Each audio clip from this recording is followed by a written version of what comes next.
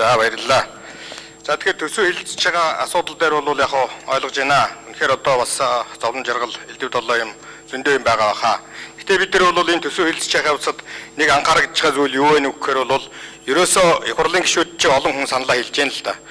Зарчмын хувьд одоо бид нар эндээ улс төрийн шийдлэг гинөө их хурлын гишүүдийн хүрээнд дотроо ярилцаад гинөө зөв шийдэлд хүрчийн зөв зам руу оруулах хэрэгтэй юм руугаа бол ерөөсөө аль болохоор зайлсхийж байгаа байдал засгийн газрын гишүүдээс ажиглагдаж байна. Тухайлбал хөгжлийн банкны мөнгө, Чингис бондын мөнгө, үн докторжуулах хөтөлбөр гэдэг. Энэ бүхнийг ярихаар бол ерөөсөө одоо олон улсын практикт ийм байдаг, тэгдэггүй, ингэдэггүй гэсэн ийм мөнгө аясаар яриад яваад ах юм аа. Би ингээд ойлгохдоо Чингис бондын хөрөнгөөр хийж байгаа жишээлх юм бол одоо юу гэдэг энэ уул зур төсөл, гудамж төсөл, замын хөрөнгө гэдэг. Энэ бүхэн бол хизээ нэгэн цагт бүгд төсвөөс иргэд төлөгдөнө. Тийм учраас ядахта төсвөөс төлөгдөх ёстой энэ мөнгнүүдийг бол яаж одоо төсөвдөө суулгаж зөв зам руу нь явуулах вэ? Яаж энэ үнийг их хурлаараа хэлэлцүүлдэг байх ёстой вэ гэдгийг бид нэлээд нухацтай авч үзэх ёстой. Өөрөөр хэлэх юм бол энэ үн докторжуулах хөтөлбөрөөр хэрэгжүүлж байгаа, хөгжлийн банкаар хэрэгжүүлж байгаа, Чингис бондоор хэрэгжүүлэх гэж байгаа. Энэ хөтөлбөр арга хэмжээнүүдээ бид нар төсөвдөө суулгадаггүй маа гэхэд улсын хурлын төвшөнд хилэлцэж бид нар тодорхой чиглэлтэйгээр баталдаг болох асуудал бол хаана чухлаа. Энэ бол хариуцлага талаач бодсон, ард талдаа бас элдв долоогийн бодсон ч гэсэн энэ бол хэрэгтэй гэж энэ зүйлийг би хэлмээр байгаа. Ер нь бол бид нар төсвийн тодтол хийгээгүй. Төсвийн тодтол хийгээд бол хөрөнгө оруулалтыг 450 орчим тэрбум төгрөгөөр одоо хасах тооцоо гарч байгаа гэсэн ийм зүйлийг би олж мэдсэн. Унссан.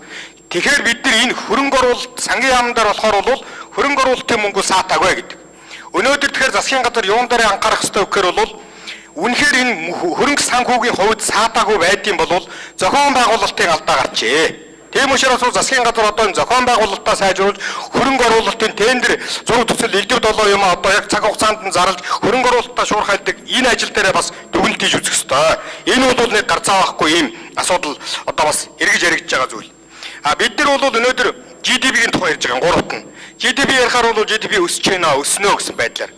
Ерөнхийдөө зүгээр та нар одоо долларын ханшны өсөлтийг тооцоод GDP-гээ доллар шилжүүлээд тооцоод үзэх юм бол үндсэндээ манай GDP магадгүй өнгөрсөн оныхоос бараг буусан байхаар ийм тооцоо харагдаж байгаа шүү. Тэгэхээр энэ долларын ханшны энэ хэлбэлцэлгээд байгаа юм чинь бол манай эдийн засгийг бол бас гадаад талдаа сөргөөр харуулах одоо том үзүүлэлт бол одоо энэ дээрээ яаж одоо анхаарлаа хандуулах хэрэгтэй юм бэ? Энэ үнийг та нар одоо бас нэг эргэж харж үзээч гэж ингэж хэлмээр байгаа.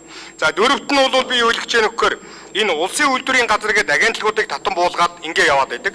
Өмч өвчл гэдэг юм явахгүй байна гэд түрүүн хөмсөж өмдөлж ирсэн.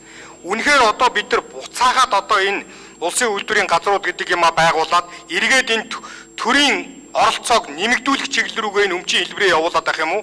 Эсвэл үнэхээр одоо энэ байгаа улсын үйлдвэрийн газруудын элдв долоо одоо хувьчлах тал руугаа явах юм уу гэдэг юм эргэж харахгүй бол энэ чинь бол буцаад нөгөө социализмын үеийн тогтолцоо руугаа чиглээд байгаа юм шүү.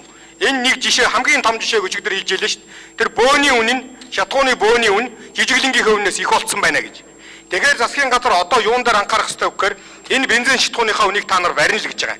Үнэхээр эн чинь одоо барих одоо чадамж одоо цаашдаа байна уугүй юу? Цаашдаа асуудал үүсэхгүй юу? Моргжийн зээл гэж байгаа. Моргжийн зээлийг өнөөдөр бид нар өгөөд явж байна. Одоогийн байдлаар 995 орчим тэрбум төгрөгийг өгсөн гэсэн ийм Монгол банкны мэдээ байна лээ. Тэгэхээр бид нар энэ моргжийн зээлийг чинь одоо модель нь цаашаага зөв байгаад ингээ яваад байх юм уу? Үнэхээр одоо энэ моргжийн зээл чинь бас тодорхой хугацаанд хүрээд эдийн засгта тодорхой эрсдэл дагуулах уу юу? Энэ асуудлуудыг бол их хурл дээр нэлээд одоо нухацтай ярилцчихэж аль талаас нь бол зөв талаас нь харж зөв тал руу шийдэх тухай асуудлыг ярихгүй бол бид нар бүх юмыг болгоно бүтээн болно. Ингээд их хурл дээр их хурлын гишүүдийг асуухаар бол урдаас нь элдвэр одоо загнаач байгаа юм шиг яагаад байгаа юм шиг нэг учрал ойлгохгүй юм яриад бид нар бүгдийг шийдчихнэ гэсэн үгээсээрээ бол байвал наадах чинь цаашдаа явахгүй шүү. Энэн дээрээ бид нар хамтарч ажиллаж анхаарлаа хандуулах ёстой. Эцэст нь нэг зүйл байна. Ерөнхий сайдад хандаж хэлгээд ерөнхий сайд та одоо ингээд 2-3 удаа төсөв оруулж ирлээ. Төсвийн тодтол оруулж ирлээ. Би энэ төсвийг улсын хурлд оруулж танилцуулахдаа би Монгол улсын иргэдэд Монгол улсын ерөнхий сайд бол илтгэл тавьд тайлан тавьд танилцуулдаг гэж ойлгож байгаа. Ер нь бол магадгүй би хуучинсаг байж болно. Тэгэхэд та бол одоо дандаа ерөөсөө орж ирээд би ерөөсөө та нарт тараачихсан. Би ийм юм ярина гэл өчигдрийн өнгө аястайгаар нэг цөөн хэдэн ийм одоо болж өгөхгүй байгаа юм шиг юм яриад хайчдаг. Энийг чинь олон нийт яаж хүлээж авах вэ?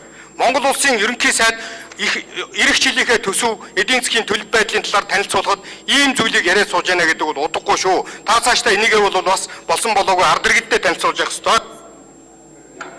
За баярлалаа.